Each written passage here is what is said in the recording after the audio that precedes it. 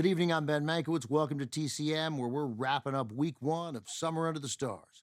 Up next, our 24-hour marathon of today's featured player continues with the movie that gave Errol Flynn his signature role.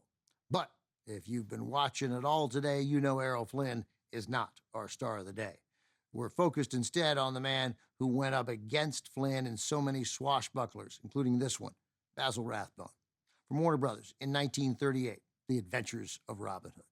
Flynn plays the bandit king of Sherwood Forest who leads his troop of merry men in an ongoing battle against the corrupt and scheming Prince John.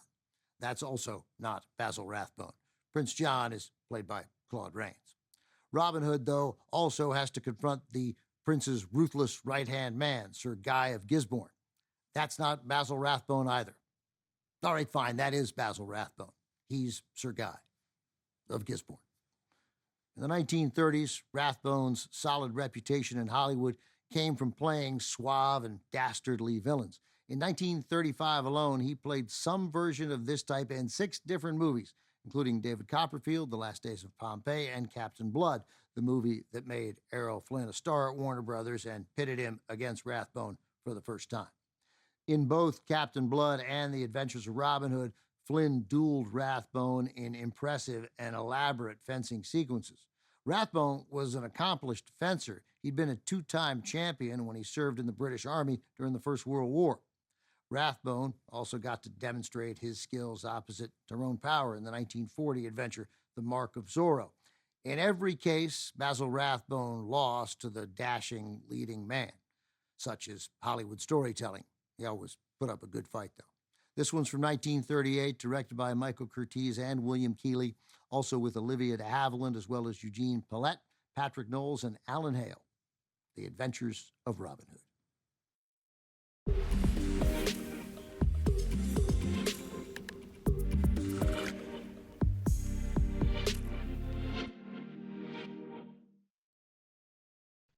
Basil Rathbone studied diligently to prepare for his role as the villainous Sir Guy of Gisborne. Even though he was a trained fencing champion, Rathbone worked closely with an instructor to perfect his sword skills for the film. Errol Flynn, on the other hand, had neither the interest nor the patience for this kind of formal instruction. I mean, what's the worst thing that could happen? Either you stab somebody with a sword or he stabs you with a sword. What's the big deal?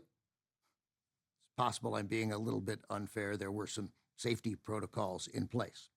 Flynn relied instead on his natural grace and athleticism to guide him through the duels. Unfortunately, despite Rathbone's preparations, he ended up suffering a serious injury during the scene where Robin Hood escapes from the castle, not because he got stabbed by Errol Flynn. Rathbone was knocked down and trampled by extras, and a spear cut his foot pretty badly. He needed 8 stitches to close up the wound.